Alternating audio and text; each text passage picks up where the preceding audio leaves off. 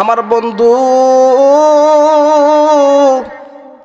রাসূল সাল্লাল্লাহু আলাইহি ওয়াসাল্লাম মক্কার জীবনীতে নবী আমার বিপদে পড়া গেছে। নবী ইমানের কথা কেন বলল? কেন লাত মানাত সরস্বতীর বিরুদ্ধে কথা বলল? কেন মূর্তির বিরুদ্ধে কথা বলল? এজন্য কাফেররা নবীর বিরুদ্ধে লাইগা গেছে।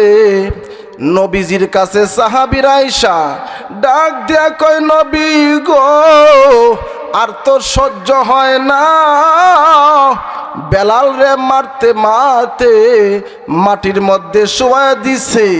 এ খাব্বাব রে মারতে মারতে অনেক জখম কইরা ফেলছে। ও নবী গো, মাতা নাসরুল্লাহ, আল্লাহর সাহায্য কখন আসবে? আমার আল্লাহ রব্বুল আলামিন সব কিছু বিষয় লক্ষ্য করে আল্লাহ রব্বুল আলামিন সূরা বুরুজ নাজিল করলেন, ওয়াস-সামাই যাতিল বুরুজ।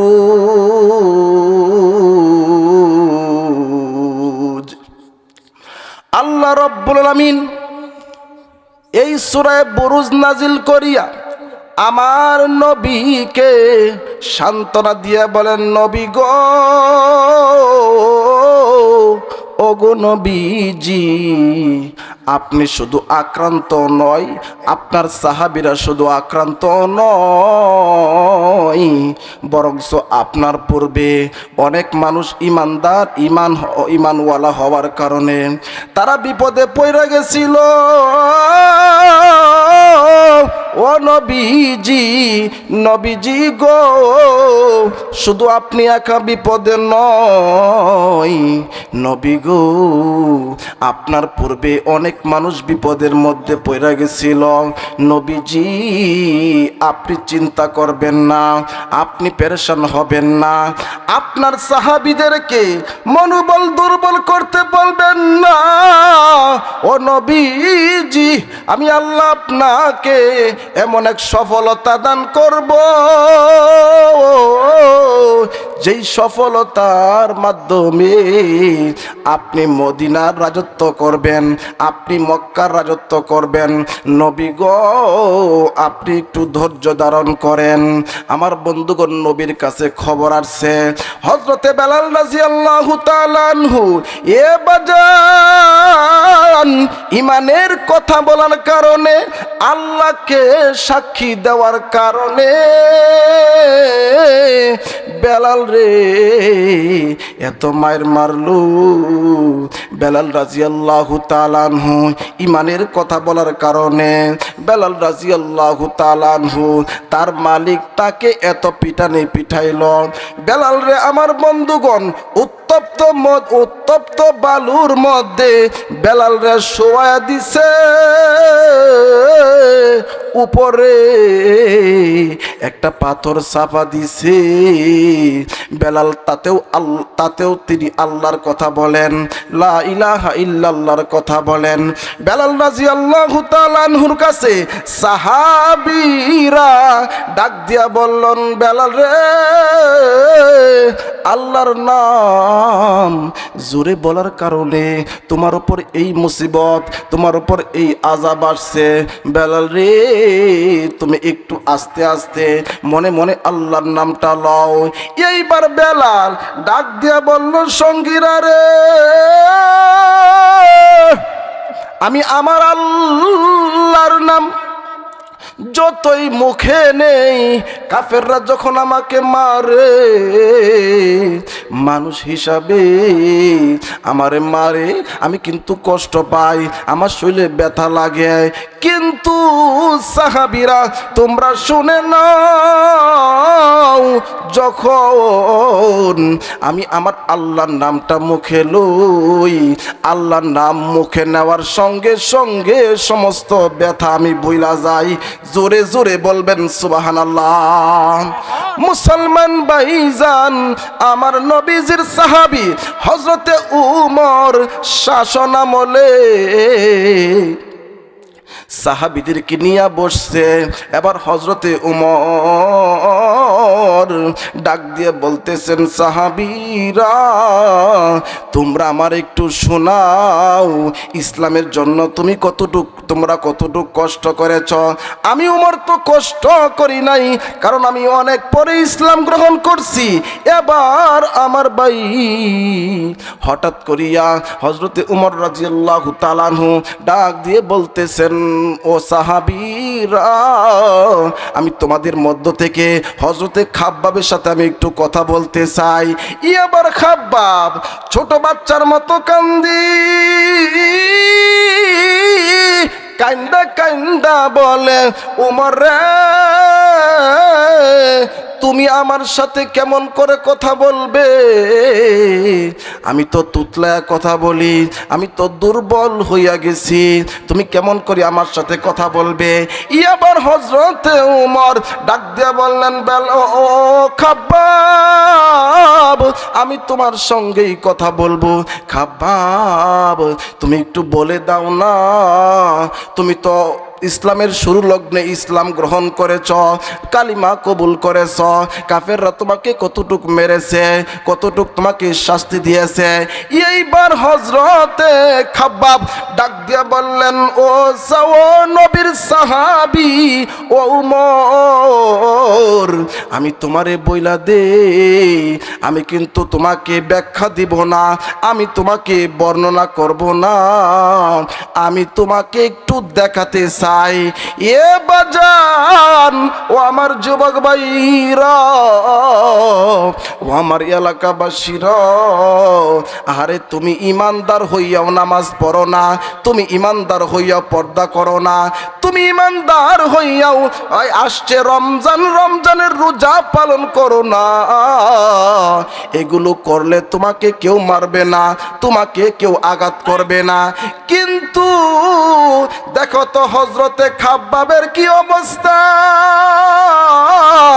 খাব্বাব রে কেমন করিয়া আঘাত করল, কেমন করিয়া ঈমান আনার কারণে এত কষ্ট দিল ভাইজান।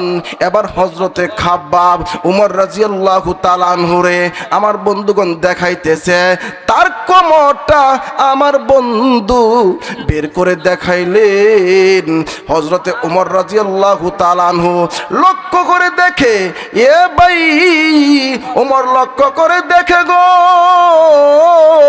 খাব্বাবের কোমরের মধ্যে কোনো গোশত নাই, কেমন জানি সাদা দেখা যায়। বাবাজি হযরতে উমর কেঁদে কেঁদে বলতেছেন, ও ভাই খাব্বাব কেমন করে হইল একটু বলবানি? হযরতে খাব্বাব ডাক দিয়ে বললেন, সাহাবী উমর আমি এক আল্লাহর সাক্ষী দেওয়ার কারণে, আমি ঈমান আনার কারণে আমার মালিক আমারে আগুনের কয়লার মধ্যে শোয়া দিছে, আমার শরীরের চামড়া পুইরা গেছে, আমার শরীরের রক্ত পুইরা, আমার শরীরের গোশত পুইরা গেছে, এমন কি ওমর রে আমার হাড্ডি পর্যন্ত পুড়ছে, আমার শরীরের রক্ত আর চর্বির কারণে ওই যে কয়লাগুলো নিভা গেছে। ওমর রাদিয়াল্লাহু তাআলা আনহু কেঁদে কেঁদে বলতেছেন, সাহাবীরা জাগা দেও, আমি ওই খাব্বাবের সাথে একটু মোলাকাত করতে চাই, একটু সাক্ষাৎ করতে চাই। এবার বন্ধু আমার ভাইজান খাব্বাবের সঙ্গে হযরতে উমর কুলাকুলি করছে, তার শরীর থেকে আমার বন্ধুগণ একটু শ্বাস নিছে, একটু গ্রাণ নিছে। এবার খাব্বাব ডাক দিয়ে বলতেছেন, উমর রে, আমার শরীর থেকে কিসের ঘ্রাণ তুমি নিতেছ? এইবার উমর ডাক দিয়ে বলতেছেন, ও খাব্বাব ভাই, আমার তোমার শরীর থেকে আমি একটু ঘ্রাণ নিচ্ছি, কারণ আমার আল্লাহ তোমার জান্নাতি ঘোষণা করছে। তবে তোমার শরীরের মধ্যে আমি কি জান্নাতের ঘ্রাণ পাচ্ছি কি পাচ্ছি না তা দেখার জন্য। এবার উমর ডাক দিয়ে বলতেছেন, ও খাব্বাব, তোমার শরীর পুইরা গেছে, যেই গন্ধ বের হয়ে গেছে, ও খাব্বাব ভাই, আমি উমরের নাক দিয়া তোমার শরীর থেকে জান্নাতের ঘ্রাণ পাইছি। আওয়াজ করে বলবেন সুবহানাল্লাহ। মুসলমান বন্ধু, ইমানের জন্য এইভাবে সাহাবায়ে কেরাম কষ্ট করেছেন, ইমানের জন্য মহিলারা কষ্ট করেছেন। শুধু পুরুষেরা আমার বন্ধু রক্ত দেয় নাই, মহিলারাও রক্ত দিয়েছে, যার নাম হযরতে সুমাইয়া রাদিয়াল্লাহু তাআলা আনহা। আমার এলাকার মা বোনেরা খুব খেয়াল করে শুনবেন। এ মা গো, তুমি কেন পর্দা করবা না? তুমি কেন তোমার স্বামীর হক আদায় করবা না? তুমি কেন তোমার সন্তানদেরকে ইসলামী পরিবেশে নিয়ে যাবা না? ভাইজান, হযরতে সুমাইয়া রাদিয়াল্লাহু তাআলা আনহা তিনি কিন্তু ইসলাম গ্রহণ করছে। আবু জাহেল জানতে পারছে। ভাইজান, এবার হযরতে সুমাইয়া রাদিয়াল্লাহু তাআলা আনহার কাছে আমার বন্ধুগণ চিঠি দিয়া দিছে, ইসলাম ছেড়ে দাও, অন্যথায় বিপদ হয়ে যাবে। এইবার হযরতে সুমাইয়া ডাক দিয়ে বলল, আবু জাহেল, তুমি যত কষ্ট দাও না কেন, আমি কিন্তু ইসলাম ছাড়তে পারবো না, আমি নবীর পথ ছাড়তে পারবো না। ভাইজান, হযরতে সুমাইয়ার কাছে আবু জাহেল 4টা লোক নিয়ে গেছে। যাওয়ার পর এবার সুমাইয়াকে ঘর থেকে বের করছে, বের করিয়া ডাক দিয়ে বলল, ও সুমাইয়া, শেষ ফিনিশিং, তুমি কি ইসলাম ছাড়বে কি ছাড়বে না এখন বলে দাও। এবার সুমাইয়া ডাক দিয়ে বলল, না না না, আমি ইসলাম ছাড়তে পারবো না। ভাইজান, এবার আবু জাহেল আমার বন্ধুগণ সুমাইয়ার উপরের কাপড়গুলো খুইলা ফেলছে, কারণ মহিলা না সবচেয়ে বেশি ভয় পায় নিজের সতীত্বকে, আমার বন্ধুগণ নিজের লজ্জা শরমকে। ভাইজান, এবার সুমাইয়া রাদিয়াল্লাহু তাআলা আনহাকে এই লোক সমাজের সামনে, সকলের সামনে উলঙ্গ করছে। ভাইজান, শেষ পর্যন্ত সুমাইয়া রাদিয়াল্লাহু তাআলা আনহা আল্লাহরে ডাক দিয়ে বলছেন, মালিক, আল্লাহ গো, আমার লজ্জা শরম আল্লাহ গো বিলীন করে দিলাম শুধুমাত্র ইমানের জন্য।